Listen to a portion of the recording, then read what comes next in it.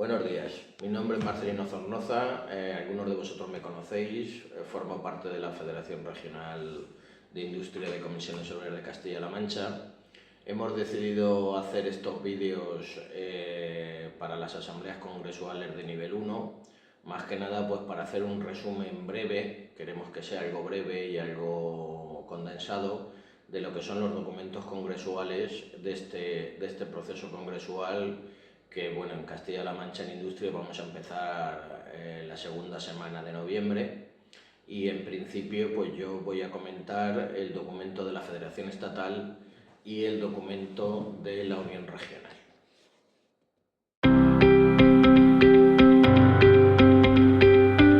Como comentábamos, pues los documentos que podéis encontrar con vuestros datos de afiliación en la app congresos.cco.es. Ahí están colgados tanto los tres documentos a debate como la asignación en vuestra asamblea de base. Algunos de vosotros ya sé que habéis entrado y habéis podido ver la documentación y bueno, yo os aconsejaría pues que le echaréis un vistazo a los documentos porque son bastante interesantes. Independientemente de eso, pues vamos a hacer un resumen de los mismos pues para aquellos que tengáis menos tiempo o que queráis ver el vídeo que os resulte más entretenido. En la primera parte de los documentos, tanto los regionales como los de la Federación Estatal, se hace una introducción bastante somera sobre la situación política y económica y sindical que hemos transcurrido en estos 4 años desde el último proceso congresual. Sabéis que la Federación Estatal puso un eslogan bastante curioso y divertido que, bueno, que resumía lo que quería hacer en este proceso, que era la revolución en marcha. En estos prácticamente 4 años que han transcurrido desde ese proceso congresual, pues sí que es cierto que hay algunas cosas que han mejorado. Sabéis que el último proceso congresual se vivió en una situación de pandemia que dificultó bastante la realización de los propios congresos y la vida diaria de prácticamente pues todo el mundo y especialmente en Europa. Y en este proceso de estos 4 años pues también hemos visto cómo las ideas de ultraderecha, las ideas reaccionarias pues seguían creciendo también al calor de la pandemia y de otras situaciones preocupantes. En este tiempo hemos pasado de lo que hablábamos de industria 4.0, pues hemos pasado a una transformación de la industria global y en paralelo con eso pues a una crisis de los valores que defendemos, del trabajo decente, del estado del bienestar, de políticas públicas que puedan mejorar la vida de la gente. Y en ese sentido, pues los documentos hacen un análisis y hacen una serie de propuestas que, vamos, yo creo que con los matices y las enmiendas que podamos presentar entre todos, pues se mejorará bastante, pero ya la base del propio documento yo creo que es muy interesante. En este caso, lo que se propone desde la Federación, como viene siendo históricamente dentro de comisiones obreras, pues se propone una federación de industria importante dentro de lo que es tanto las uniones regionales como es dentro de lo que es la confederación sindical y en paralelo con eso lo que se propone, como también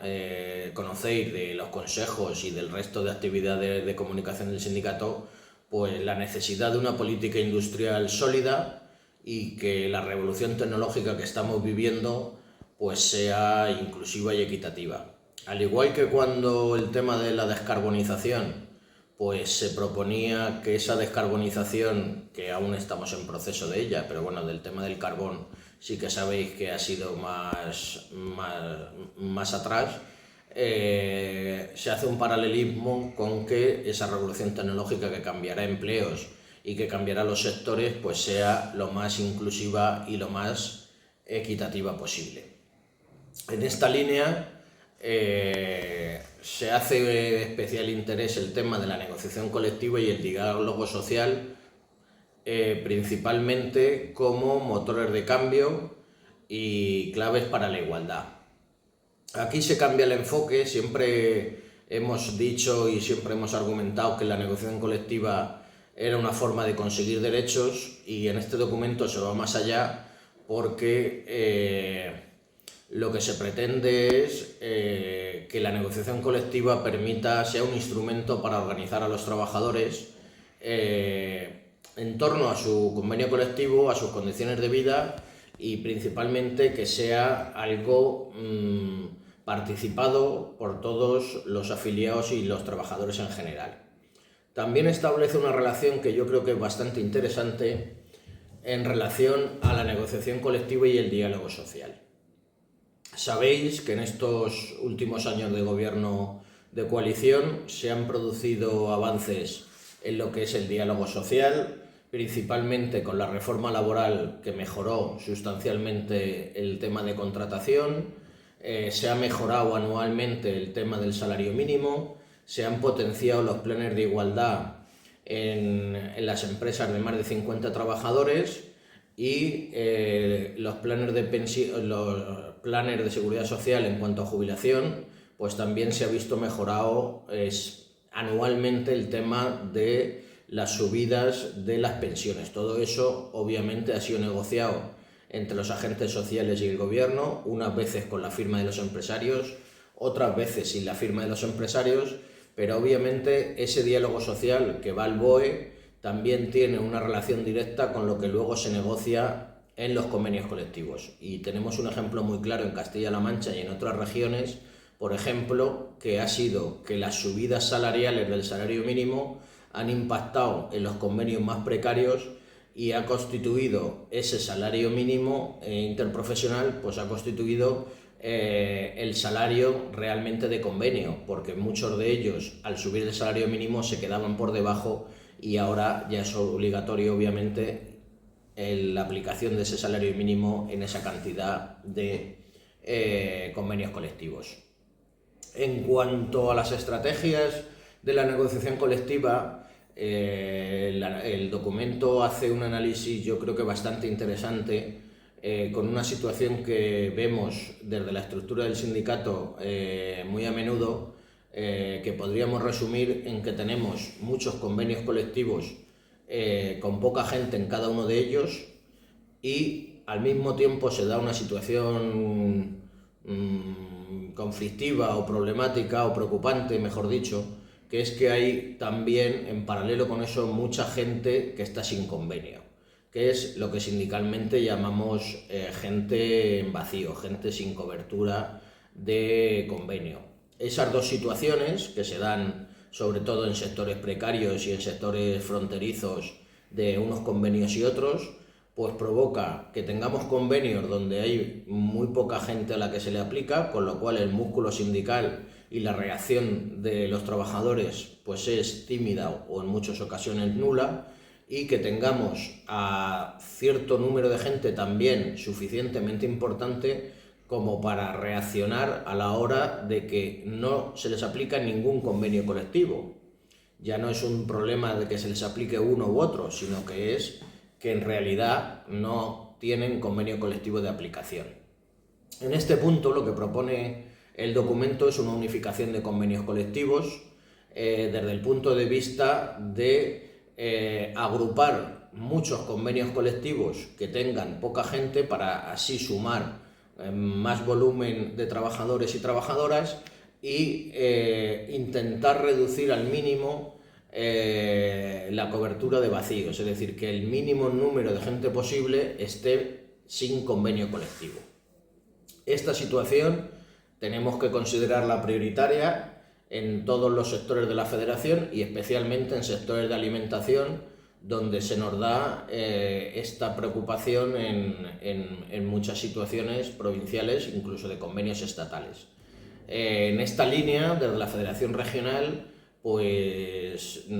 ya en este mandato fue muy importante la firma del Convenio Agroalimentario de Cuenca, que mejoraba las condiciones laborales y que vino a esa cobertura de vacíos de trabajadores y a acumular trabajadores dentro de un mismo convenio. Era un convenio nuevo, y creemos que para mejorar las condiciones de los trabajadores, incluso también a la hora de las patronales, para unificar la unidad de mercado y fomentar la unidad de mercado, también a los empresarios les conviene esos convenios porque unifica las condiciones laborales y evita competencia desleal, que en muchas ocasiones es lo que está pasando en convenios provinciales. Si consiguiéramos hacer un convenio regional, por ejemplo, de las industrias agroalimentarias, siendo reflejo del de Cuenca, pues tendríamos mucho ganado. El siguiente bloque del documento federal nos habla de la negociación y el funcionamiento de la negociación colectiva,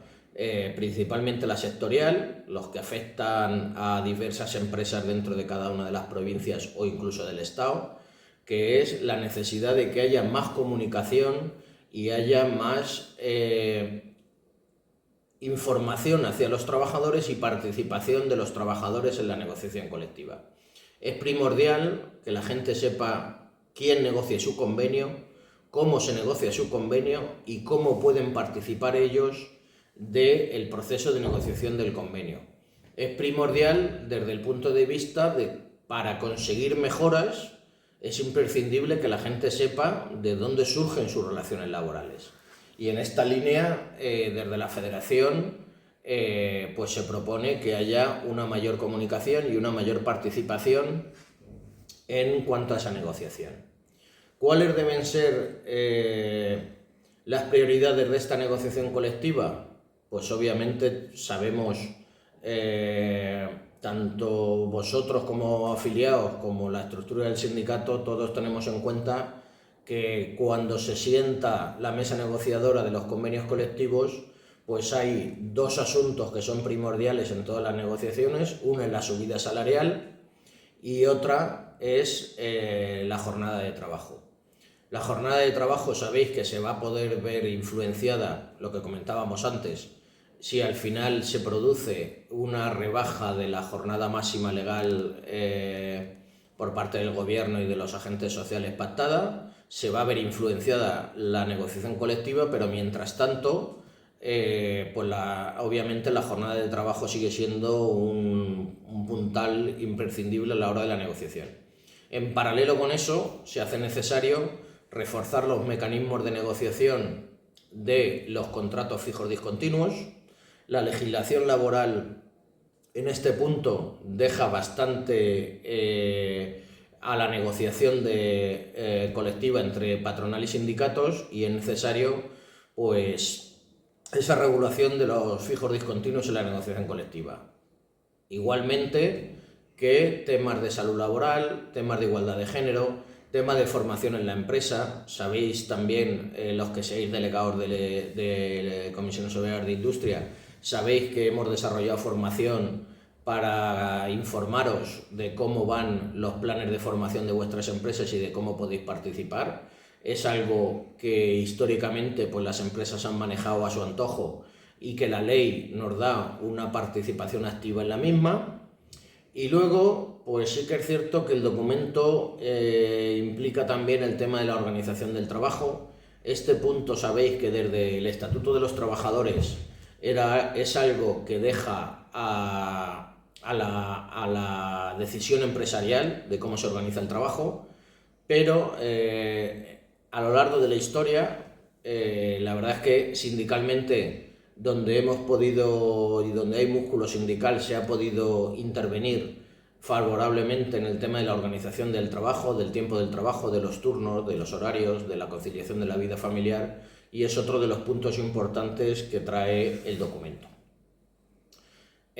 También, como no podía ser de otra manera, el documento plantea algo que ya se planteó en el anterior proceso congresual, que es el establecimiento y el reforzamiento del sindicato como agente de proximidad con los trabajadores, principalmente con los no organizados para organizarlos y con los afiliados y delegados pues, para seguir esa acción sindical necesaria. En este asunto sí que es cierto que se han desarrollado herramientas telemáticas para facilitar el seguimiento del trabajo sindical y para organizar el trabajo sindical, aunque no están en el desarrollo que nos gustaría y tendremos que ir poco a poco implantándolas porque es una forma de organización del trabajo bastante interesante. Y ahora, tanto a nivel confederal como a nivel de la Unión Regional, que es uno de los puntos que también trae el documento de la Unión Regional, pues en lo que estamos trabajando desde la Secretaría de Organización y el resto del sindicato, obviamente, pero nosotros más directo, es la implantación de una red de asesoramiento sindical que en principio tiene que ser mancomunada para mejorar la coordinación entre los territorios, las uniones provinciales y los sindicatos provinciales y las federaciones regionales, desde el punto de vista de que en todos los locales del sindicato donde hay atención directa, ya sea regular o sea varios días a la semana, un día a la semana, un día a la quincena, porque aquí el abanico es amplio, pues que haya una red homogénea de asesoramiento sindical para garantizar la mejor atención, como ya sabéis, principalmente a los afiliados y en general al resto de trabajadores que intentaremos obviamente afiliar. En los documentos se subraya también la importancia de la comunicación tanto interna como externa. Interna entre la estructura del sindicato, afiliados y delegados, y externa al conjunto de la sociedad. Si no somos capaces de comunicar, si no somos capaces de mandar nuestro mensaje y de dar esa batalla cultural desde el punto de vista social, que desgraciadamente estamos viendo cómo la ultraderecha y cómo las organizaciones reaccionarias pues sí que está calando en la sociedad, pues desgraciadamente nuestro mensaje y nuestros valores como sindicato sociopolítico pues desgraciadamente se ven afectados y es algo que nos debilita como organización y que hace que la gente no conozca cuál es nuestro trabajo, no conozca cuál es el trabajo de los delegados de personal, de los comités de empresa, de las secciones sindicales, y al final el trabajo hay que comunicarlo y hay que ponerlo en valor para que la gente pueda ir conociendo qué es lo que hace el sindicato por él como trabajadores y trabajadoras. Otro de los puntos que traen los documentos es el tema de las políticas transversales en cuanto a las políticas sectoriales.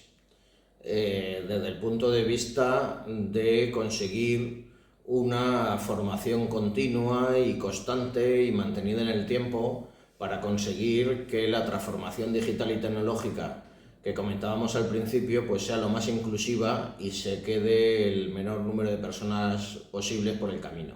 Es imprescindible que el cambio que se está ya dando en la industria y que se va a seguir dando, pues pueda ser, desde el punto de vista de la formación, pueda ser mitigado porque el mayor número de trabajadores se puedan ir asimilando a ellas. Ahí es muy importante en cuanto a formación sindical la coordinación entre nuestros cuadros y las estructuras para que haya una mejor calidad de las propuestas del sindicato, para que haya una mejor defensa de los trabajadores. Prueba de ello